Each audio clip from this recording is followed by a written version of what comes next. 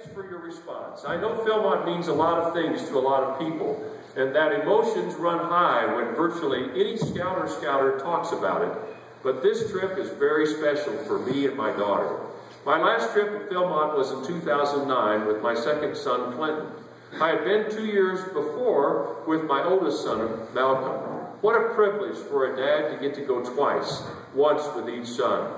Clinton was the crew leader and did a phenomenal job. We took Old Trip 24, a really neat but demanding trek, possibly one of the best ever routes, that started in the north, did Baldy, and then headed south and included Phillips before finishing over the Tooth of Time.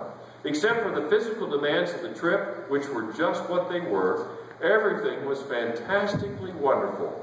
He and I were both music fans and had a blast listening to music at Poblano and at Cyphers, and I might add this year at the opening campfire. Clinton and I stayed in the same tent, and almost every night he thanked me for going with him.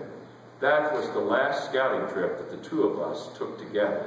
But it was full of so many good memories that things couldn't get much better than that.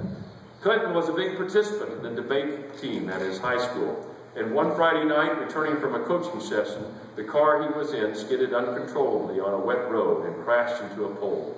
Clinton ended up in ICU for a week with massive brain injuries that would either take his life or leave him incapacitated forever. He was ultimately unable to overcome his injuries and died a week later. While he was alive, he and I were very close. For some reason, the guy just worshipped me and wanted to be like me in every respect. And the loss, as you can imagine, has been devastating. I can't assign any meaning as to why this accident happened, but I do think that Clinton and I were intended to make the trip in 2009 to Philmont. And that is one of the greatest gifts that God has given me in Clinton's life. As we left the hospital after Clinton was pronounced dead, my daughter, Letitia, said, who was like Clinton, is very close to me, said, "Dad, we're going to Philmont."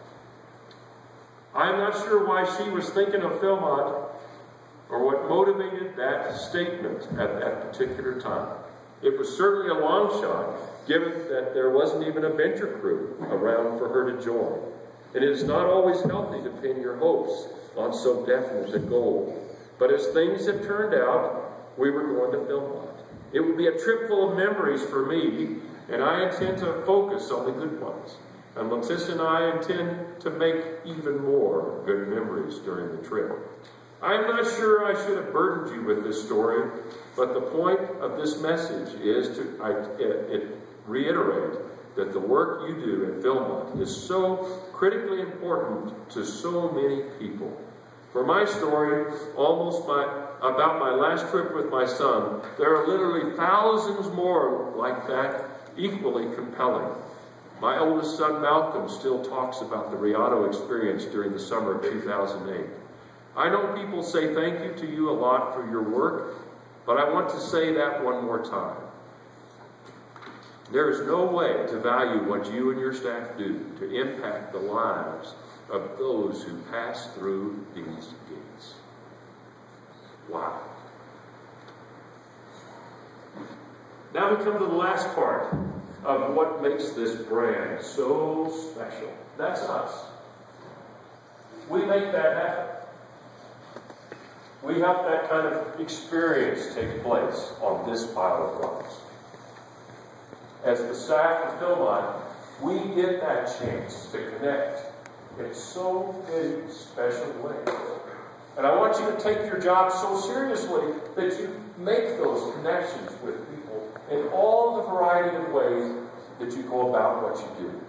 Not only with your peers, but with all the visitors that will be coming through.